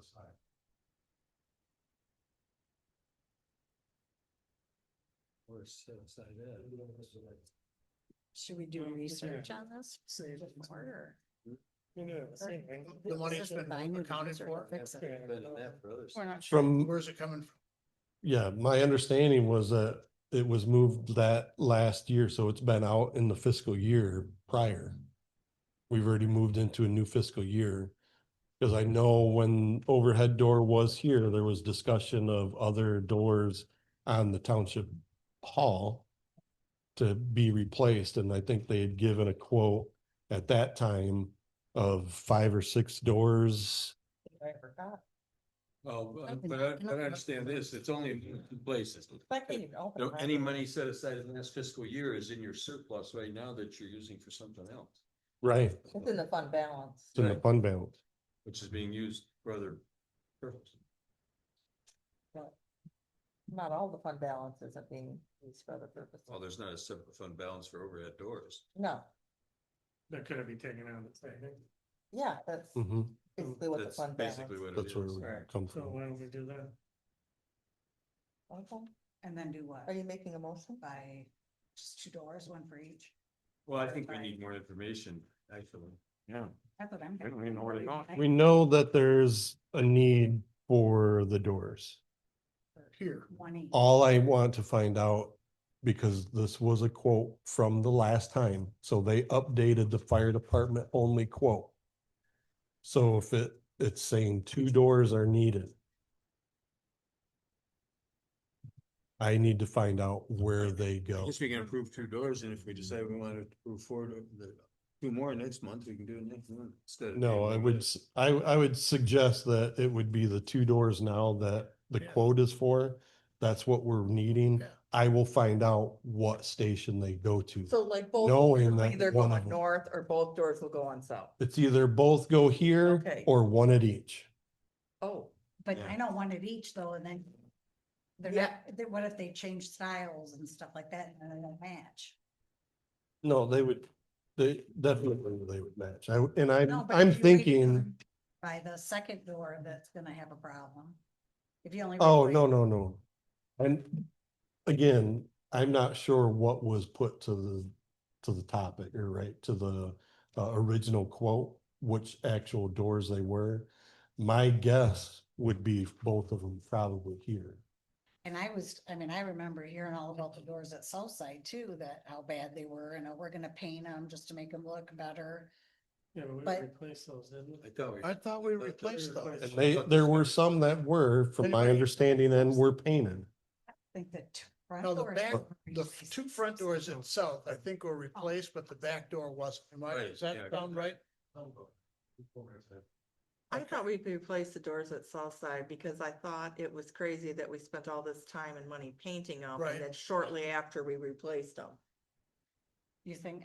I think we did. I think you're right. And I believe the back door here is a relatively newer Well, door that's new. Yeah. But it's gotta be. With those doors. and with the door in it. Both For deductive reasons. So after more of the discussion and not knowing exactly Two what, doors, I so- believe it probably would be these 2 doors here. Especially if they're marked the same and they have the windows in it because That they're would be both the north. same door. I know it's north. But now we just got to spend the next 20, 30 minutes deciding which color we want. There'll be one. Make a motion that we approve the overhead door as presented. There's sufficient money in the budget line item for it. Yeah. I'm asking, I'm not saying, No, he answered you. yes. I'll second that. Any other discussion? Roll call, please. Trustee Reiner. Yes. Trustee Polly. No, Trustee Lappin. Yes. Clerk Palovich, yes. Treasurer Ellery Summers. Yes. Trustee Kroll, Yes. Supervisor Kujabaski. Yes. Motion carried. Moving on to item number 10, the opening glass quote. Okay, so Southside Station, the front door to go into the station, the man door that's glass, was struck by a rock, some other item, and shattered the outside panel of glass. And it's a dual paned door, so it's got an interior and an exterior pane of glass. That exterior has shattered. Needs to be replaced. The quote that was provided by Alpina Glass is twofold. One is with a seal, the other is not with a seal. Not a Because it- warranty. And no, yeah, No warranty It on says it. no warranty. warranty on seal, so there must be a seal. Well, What is it's, that? if there's two, it's an either or there, right? If we put new glass installed, they will warranty the seal. We put used glass correct. there, for They won't. $300 less, they won't warranty this. Would Northeastern Window and Door have a quote on the door? What's that? Wouldn't Northeastern Window and Door offer a quote? This is just the glass. It's just the the- glass. Just Oh, glass, Not just the the glass. just the glass, Gotcha, okay, thank you for the not to clarification. replace This is the door, door just the leads piece of glass. into the, sort of the Residence. apartment for lack It of a would better be phrase. the day room kitchen area. Okay, okay. So from the very front of, on Correct, State Street or whatever. yes. No, isn't there a furniture, is that door usable? Yes, Oh, okay, the last time I was in there, I thought. it's usually locked, but it is Okay, usable. okay. Any preference from yours, Dan? What, does it make a difference to you if it's got a seal or? I would think warranty or because not? it's an exterior pane of glass that it should have a seal in it because it will help keep the weather out. Well, I think it would have a seal. They mean the seal, it's insulated glass. So it won't Ju- fog up if it has a broken seal. They're just No, not gonna it's fogged warrant up. the seal. They're not gonna warranty for the seal. Yeah, So Okay, it's not gonna leak any water, but it could leak air or something where you would lose the function of the glass because it fog up.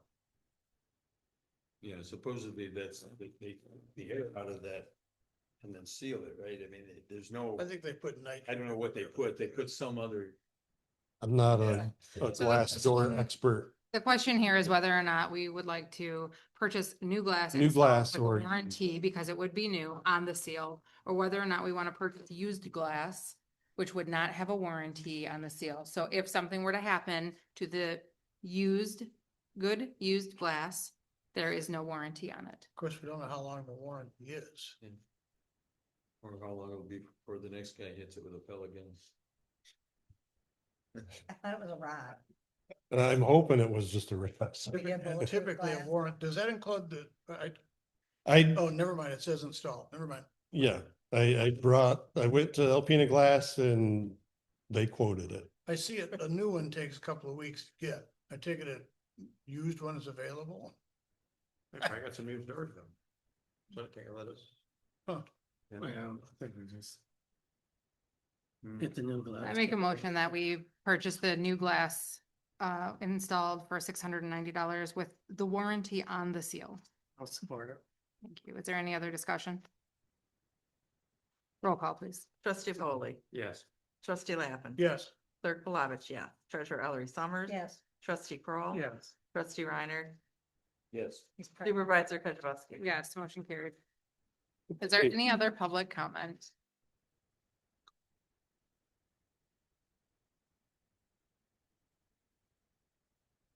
Fine. Seeing none. Anybody in the audience with public comment? Also seeing none. Is there any discussion? yes, Yeah. Go ahead. you go ahead. Go ahead. I received this about the water issues. At first I don't understand it. But it's all I guess I don't know what it is, but it says history register. Maybe Laura, you could say it. That we sent out, it's part of the financial report, because it was so many pages, normally it's only 2 pages. That reflects the report based on 1 month, the month of July, of all of the issues we were having with billing in the water department and with the problems with our software apparently not calculating things correctly, people getting wrong bills. Abby, you could probably jump on that too. Sure. What's specifically your question? Well, apparently this is saying we had a bunch of problems. Yeah, yeah. so we had a lot of problems. As you know, we agreed to switch over to monthly billing from Yeah. quarterly. We were under the impression that BSNA software would have the capability of switching that over without, I say without any issues, but I think we all know better than that. minimal issues. We switched everything over, the bills went out, turns out there was a lot of issues. The billing wasn't happening correctly, the format that they used in BSNA didn't convert from quarterly to monthly the way that we were under the impression it would. People were actually, I can't say for sure, but I think actually people were mostly underbilled for their usage. But there was a lot of confusion about how they were being billed. People were receiving bills for 2 months, which is what they should have been receiving, but they thought that that was their 1 month bill. But the way that the billing cycles fell, one of the cycles still received a 2 month bill. So there was a lot of issues with it. It took us quite a long time with BSNA to get that handled. It seems to be working now without an issue. No, there's still issues. I mean, I still have people coming in, and a guy today, he said, I don't know how much I owe. I scanned his bill. And I said, well, this is what it's coming up. He goes, well, this just doesn't make sense. I said, go back and talk to her. He came back up and it was like $50 less when he came back up to see me. So Okay, so I still need to look into that further then, but it seems like the majority of the billing issue had been resolved. Okay. But our reports will reflect that because Angela was having to manually input a lot of things and manually adjust bills because the software didn't compute it the way it was supposed to, or the way that we understood it to compute. So last month, she and I both spent quite a significant amount of time on the phone with BSNA trying to get that. Eventually, believe we're on the right track for that. I think it's just a growing pain that we expected, but not for the severity that we encountered. Yeah. So that's what that is. And I think a lot of these right now are still estimated bills, right? Yeah, so the way that we are doing, so we're still reading the meters quarterly, which is what we have to do until we hopefully Here.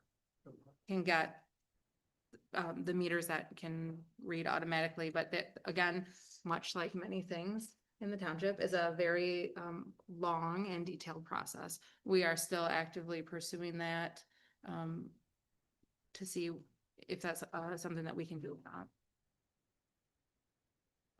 Steve Lappin, you had a... 3 items. Follow up from last month, I suggested that perhaps that you and the fire chief should make a meeting with Lenny at Target to learn what he can offer the township by way of training on scholarship, grants, and which grants we would qualify for. He does a questionnaire kind of thing. And as of today, he hasn't heard from anybody. So I would encourage a meeting to be held with Lenny Avery at Target. He, I believe, can help find some federal monies or state monies or monies that would help. Well, specifically, I was thinking that the fire department, but that doesn't necessarily mean it wouldn't benefit the township as well. But I just thought it would be a very good thing to check base with him so that we can see if there's anything out there. So I would encourage that. 2, I wanted to talk about and probably send this to the Policy and Procedures Committee or group or folks. A couple weeks ago, I guess it was a week ago, there was an article in the Alpena News about the county making a decision to allow pets, employees' pets, to come to work with them, I guess. And we don't have any kind of a policy or procedure on that. Personally, I think the only exception to that might be a service animal. I think personally, we open ourselves up to all kinds of potential liability if we allow dogs or cats or snakes or frogs or goats or whatever somebody might have to roam the township offices. So I would like to see that go to whatever the appropriate committee would be. Would that be a Policy and Procedures Committee? I think so. All right. And what you're suggesting is there be a procedure against allowing that. Personally, yes, I would think that with the exception of a service animal, I can't think of any good reason to bring your animals to work. Third, and I want to follow up basically what we talked about just a little bit ago. I think it's time that we have some sort of a form that every elected official, and I think it would probably just be elected officials that, unless Tim thinks otherwise, some sort of a conflict of interest form. I don't want to walk into a situation where we walk into an ethical issue or a transparency issue or some kind of a legal process or fiduciary problem that could manifest itself when we intentionally walk into a conflict of interest. And so I'm not sure what committee that would go to. I don't know if it would start with Tim, with sample languages. There are tons of them out there. I know personally on boards that I have sat on, every year, I have to sign a conflict of interest form. And so I think it's time that we do those sorts of things. It's a common practice. I know that the law discusses it. I don't know that they protect against it, but there's a great deal of legal language about it. And so What I wherever that goes what I to. would question on that is, you know, how broad would you want that to be? For example, tonight we voted on something related to overhead door. Overhead door has been a client of mine over the past several years. They also were just at my house yesterday to fix my overhead door because of a lightning strike. Well, So, you know, I I mean, think it's so, but if I'm doing business with them, well, I think you should disclose it. yeah. I think that you directly Sometimes benefit. there's client confidentiality involved in that, you know, so But that. didn't we go over this before? We have a duty or obligation to build them. The rest of the board's gonna say that's a conflict. Well, except for the fact that you can recuse yourself.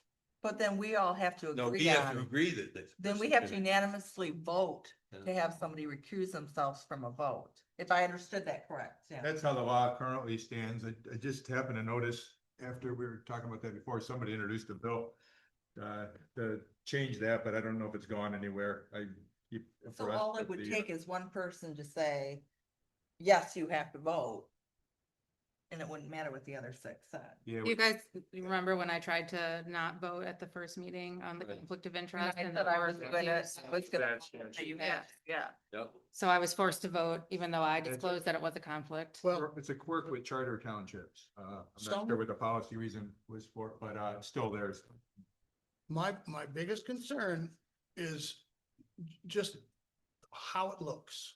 You know, that if we are potentially ingratiating ourselves, whether we are or aren't, it looks inappropriate. And I agree with you. And the reason on that one is that I wanted you to vote, Abby, is because you insisted on being in closed session when we were discussing a topic that was a conflict of interest for you. So you got to hear all the inside, then you should have to vote. I'm the township supervisor, though. Everything that happens here is my business. Everything that happens here is my business. How, if as a CEO, for lack of better terms, as a CEO of a company, how do you run a company when you are not allowed to have the information about an entire department? It wasn't an entire department, it was one individual or Right. one So, grievance. but that's just setting a precedence for all the rest of it. So you guys told me I had to vote on that, which I did.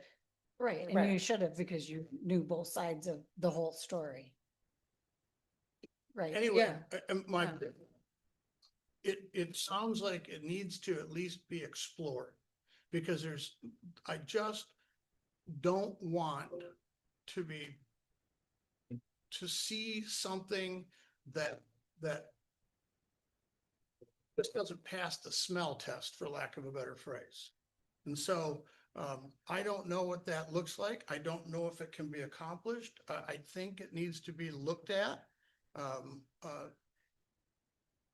And if it doesn't get anywhere, it doesn't get anywhere, but I think it needs to be looked at, whether it looks at it legally, or if it looks at it just from, like I said earlier, just the sort of the ethical standpoint and transparency, our duty as a fiduciary, those sorts of things. And if we don't look at those sorts of things, and the general public sees us as ingratiating ourselves, that's not cool. And so however it goes out, I don't know where it goes to, or what committee would look at it. I just would like some clarification from you, Steve, because we do have an ethics policy. We do have a conflict of interest policy.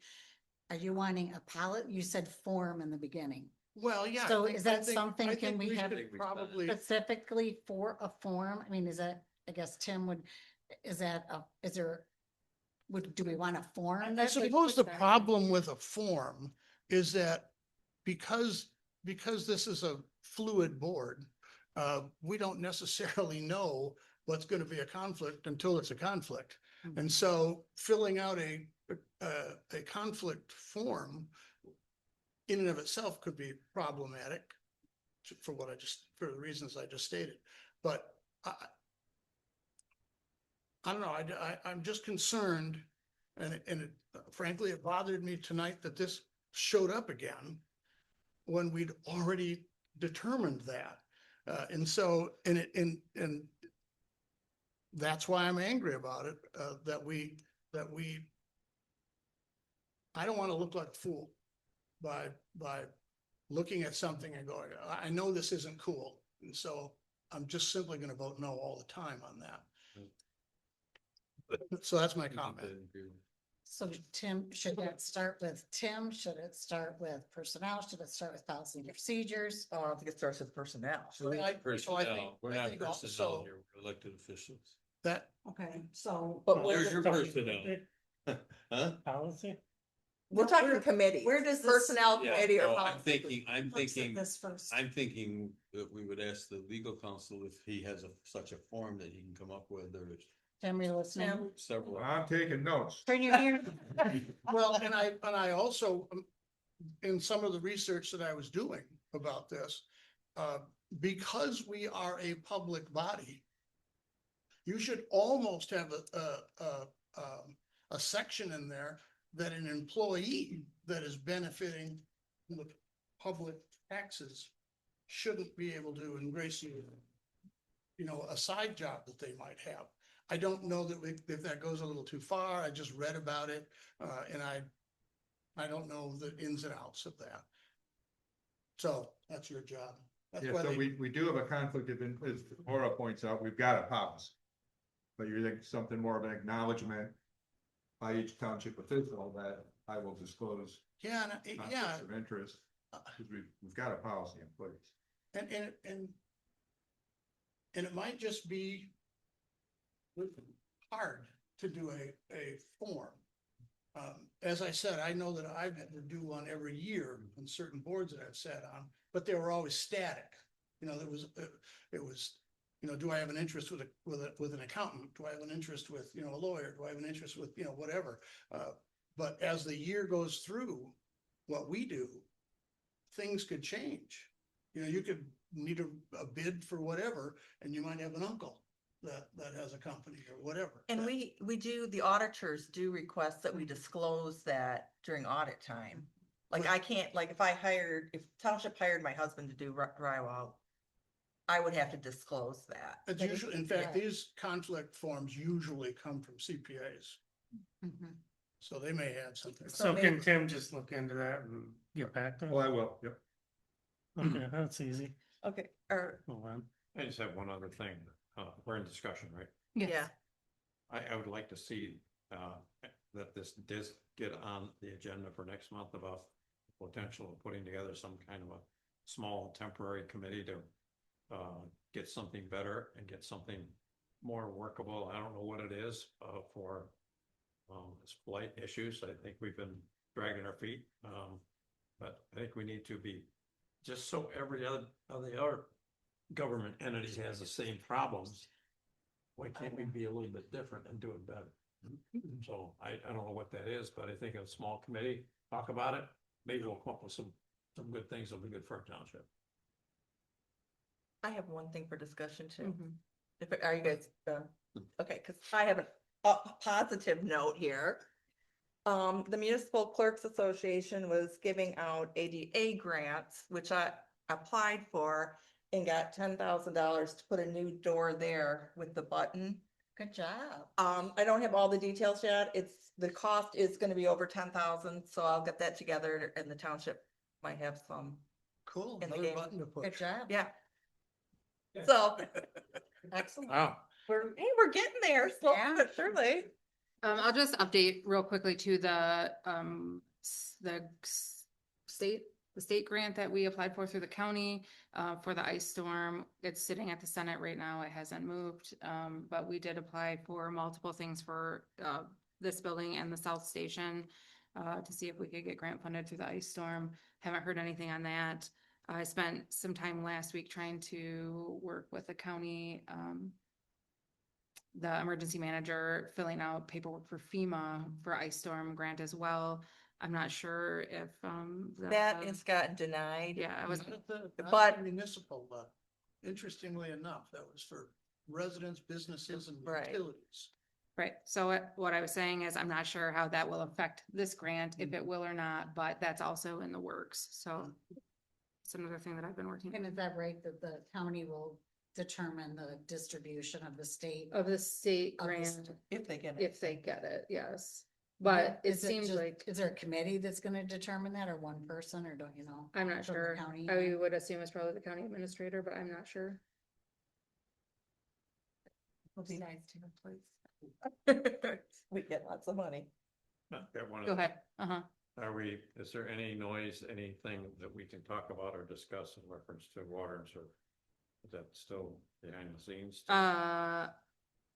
1 second. We are scheduled for a status conference, on September 4th. So I suspect that we will have some information, for sure for our September meeting. There's always a potential that we could have a special meeting, depending, but other than that, I don't have anything. When you say that's Oh. September 4th, that's with the judge? Yes, that's a status conference with the judge. Other than that, It's on a Thursday? I don't make the rules. I just get the paper that the Can I attorneys get- send. And normally they're a Monday, aren't they, or Tuesday? Monday? Well, that Monday is Labor Day. Well, That's- that'll slow them down. Yeah. Any other discussion? I have to work that Tuesday. Motion to adjourn. Or All those in favor of adjourning? Supported that. Aye. We all did. Stephen Am Norm. I ahead of, am I ahead of the game? All those in favor of adjourning, signify by saying aye. Aye. Opposed, the same. Meeting adjourned at 8:02.